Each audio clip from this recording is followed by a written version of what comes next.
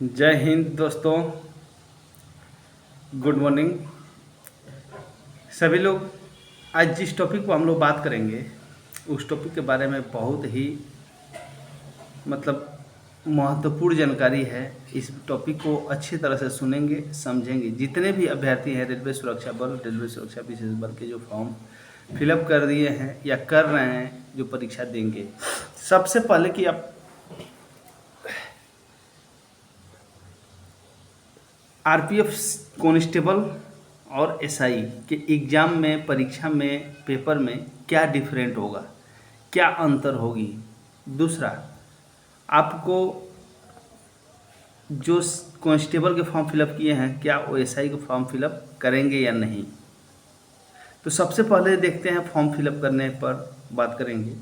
Form fill up जिनकी भी graduation completed है वो लोग कांस्टेबल को जो भर रहे हैं, और थोड़ा सा भी न डरें कि हमारी तैयारी सिपाही कांस्टेबल के लेवल की है, सिपाही लेवल की है, हम एसआई का फॉर्म फिलअप करें या ना करें। दोस्तों, आप लोग को ये जानकारी होनी चाहिए कि कांस्टेबल और एसआई के रिटन एग्जामिनेशन में कोई डिफरेंट नहीं होता है। लेवल, स्तर, क्वेश्चन सब कुछ सेम है, थोड़ा सा भी चेंजेस नहीं रहेगा, एकदम इक्वल सेम टू सेम रहेगा पेपर, और क्वेश्चन भी, लेवल भी सेम रहेगा, कोई अंतर नहीं रहेगा। तो इस करके आप लोग थोड़ा सा भी आपको डरने की ज़रूरत नहीं है कि हमसे एसआई नहीं निकलेगा, सिपाही निकलेगा। तो सिपाही में जो बंदा रिटन एग्जामिनेशन क्वालिफाइड कर सकता है वो एसआई में भी कर सकता है। बल्कि रही बात थोड़ी सी होगी, मेरिट में अंतर होगी। मेरिट में अंतर होगी क्योंकि उसकी सीटें बहुत कम हैं, इसकी सीटें बहुत ज़्यादा हैं। उसकी योग्यता थोड़ी ज़्यादा लिया है, इसकी योग्यता थोड़ी सी कम है, तो इसमें थोड़ी संख्या ज़्यादा होगी, उसमें थोड़ी सी संख्या कम होगी। इसलिए लेकिन question paper same to same बनता है, कोई अंतर नहीं होता है। ये आप लोग देकर देखिएगा कि हमारी कही हुई बातें सत्य है या नहीं है। पेपर सेम टू सेम रहेगा। हाँ, अब मान के चलिए इसमें 4200-4300 सीट है और वहाँ 500 सीट है, तो भाई बहुत सारे अभ्यर्थी ऐसे भी हैं जिनकी ग्रेजुएशन कंप्लीट नहीं है, तो वो लोग एसआई का फॉर्म फिलअप नहीं कर पाएगा। जिसका ग्रेजुएशन कंप्लीट नहीं है, 12वीं 10वीं पास किया है, वो लोग तो आपका ये कांस्टेबल का फॉर्म फिलअप करेगा। तो इस करके अंतर सिर्फ मेरिट में आएगा, थोड़ा सा, कोई खास मेरिट में भी डिफरेंट नहीं रहेगा, लेकिन हाँ थोड़ा सा डिफरेंट रहेगा, और आपका question paper same to same रहेगा।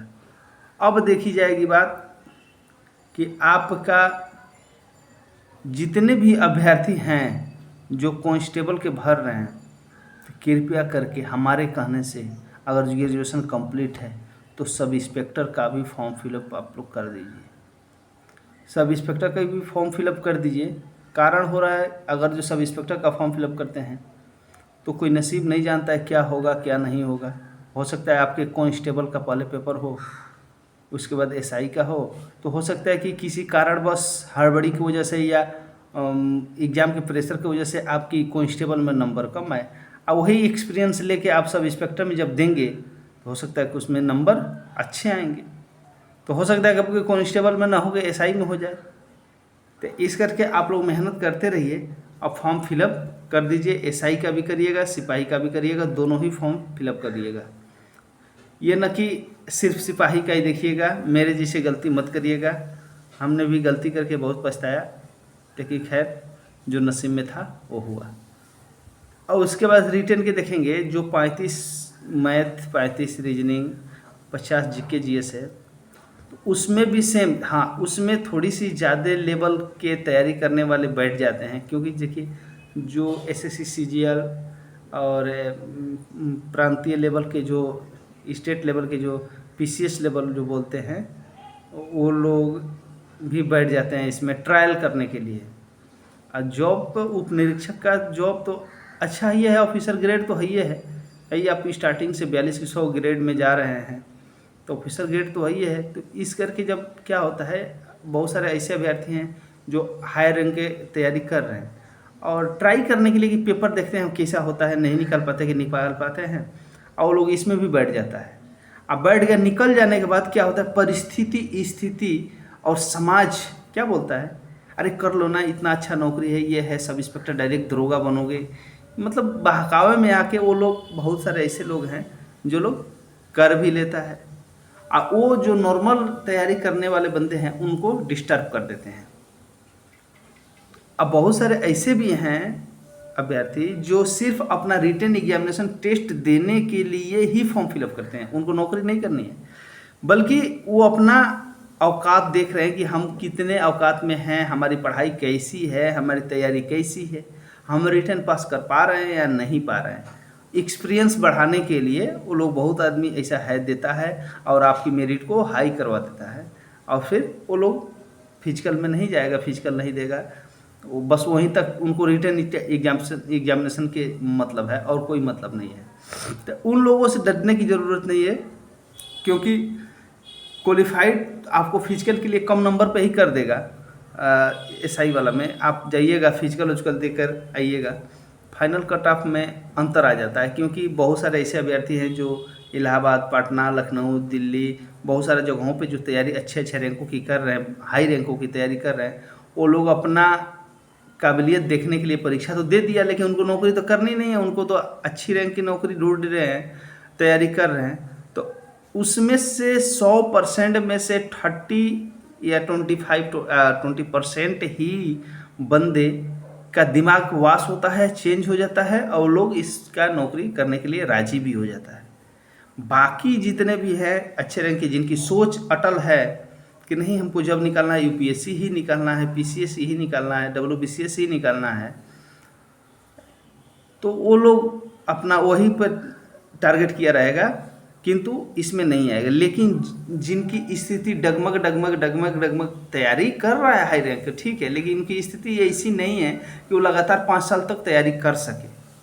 ऐसे भी हमारे भाई लोग बहुत हैं कि घर स्थिति परिस्थिति को देखते हुए उनकी स्थिति ऐसी नहीं है कि इलाहाबाद, कानपुर, पटना, दिल्ली, मुंबई कहीं अच्छे जगहों पे रह के लगातार 2 साल 3 साल 4 साल तैयारी कर पाए। क्योंकि देखिए सबकी स्थिति तो एक जैसे नहीं है, किसी किसी का स्थिति थोड़ा सा दिक्कत में रहती है, किसी का अच्छा रहता है, कोई अच्छा फैमिली से, तो उनको तो कोई प्रॉब्लम नहीं। लेकिन जिनको दिक्कत है, अब वो अगर जो किसी तरह से अगर जो कोई एग्ज़ाम निकाल लिए, तो उनको घर वाले भी, समाज वाले भी, दोस्त यार मित्र वाले भी और इतना कह देंगे कि उनका दिमाग चेंज हो जाएगा। तो लोग क्या करता है, इस नौकरी को ज्वाइन कर लेता है। तो उनकी बात छोड़िए, आप लोग अपनी देखिए, आप लोग कांस्टेबल को छोड़ के एसआई का फॉर्म छोड़ के नहीं, कांस्टेबल का भी भरिए, एसआई का भी भरिए, जो मतलब मध्यम कैटेगरी के जो पढ़ने वाले हैं वो लोग दोनों ही फॉर्म फिलअप करें। डरे नहीं कि एसआई का पेपर है, दरोगा का पेपर है, बहुत हाई आएगा, ऐसा कुछ नहीं है, एकदम लेवल सेम रहेगा, कांस्टेबल हो या सिपाही, काम सेम है, कोई दिक्कत नहीं है, परीक्षा भी सेम होगा। अब रही बात 35 मैथ, 35 जीके रीजनिंग, अब 35 जीके जीएस, 50 जीके जीएस जो आएगा, इसमें भी आपको थोड़ी सी ध्यान लगाना है। अभी देखिए जिस अपनी आप खुद परीक्षा दे रहे हैं, ट्रायल कर रहे हैं घर पे, मतलब घर पे भी प्रैक्टिस सेट हल कर रहे हैं, जिन अभ्यर्थियों को 90 क्वेश्चन सही हो रहा है समथिंग, जैसे मान के चलिए 2-4 क्वेश्चन अधिक हो रहा है, 2-4 क्वेश्चन कम हो रहा है, 90 के समथिंग, वो लोग थोड़ी सी और मेहनत कर देगा, उनको जॉब पक्की मिल जाएगी। अब जिनकी रही बात 60-65 के अंदर ही, मतलब उनकी हो रही है परीक्षा देने के बाद घर में प्रैक्टिस सेट पे, तो उनकी मेहनत, उनको और ज़्यादा मेहनत करने की आवश्यकता है। अब हमको तो नहीं लगता कि 50 से कम किसी का आएगा, 120 क्वेश्चन में 50 से कम तो किसी के नहीं आएगा, क्योंकि किसी तरह से करिएगा 50, 55, 60 क्वेश्चन तो हो जाएगा।